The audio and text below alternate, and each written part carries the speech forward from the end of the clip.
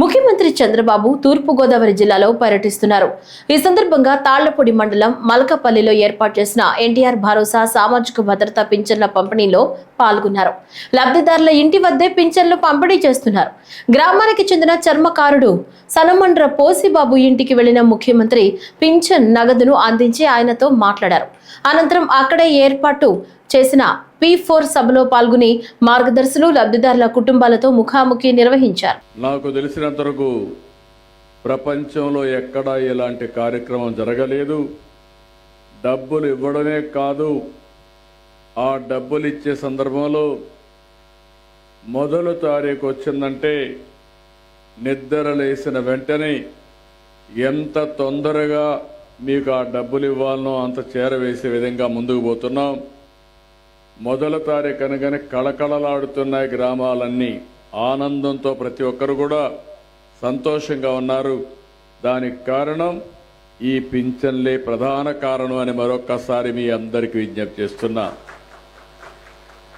ఇంకొక పక్క మొన్నటి వరకు మీరు చూస్తే ప్రభుత్వంలో అధికార యంత్రాంగానికి జీతాలు వచ్చేటివి కాదు, రిటైర్డ్ ఉద్యోగస్తులకి పింఛన్లు వచ్చేటివి కాదు.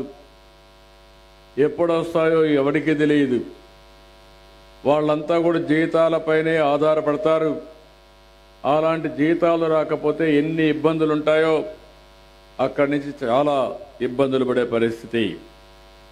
నేను ఒకటే చెప్పాను ఆ రోజు, నేను కానీ మా మిత్రుడు పవన్ కళ్యాణ్ గారు కానీ ఇద్దరం ఒకే మాట చెప్పాం.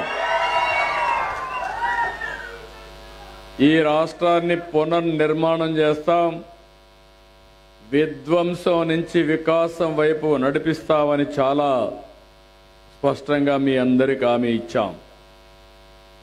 సుపరిపాలనలో తొలి అడుగు మొన్ననే 1 సంవత్సరం పూర్తి చేశాం. నా జీవితంలో చాలాసార్లు 4వ ముఖ్యమంత్రి పదవి నాకేం కొత్త కాదు. సమైక్య ఆంధ్రప్రదేశ్కి ఎవ్వరికి రాని అవకాశం 9 సంవత్సరాలు ముఖ్యమంత్రిగా చేశాను. అందరికంటే ఎక్కువ సమయం నేనే ముఖ్యమంత్రిని. 10 సంవత్సరాలు ప్రతిపక్ష నాయకుడిగా కూడా పనిచేశాను సమైక్య ఆంధ్రప్రదేశ్లో. కానీ మొన్న జరిగిన విధ్వంసం నా జీవితంలో నేను ఎప్పుడూ చూడలేదు.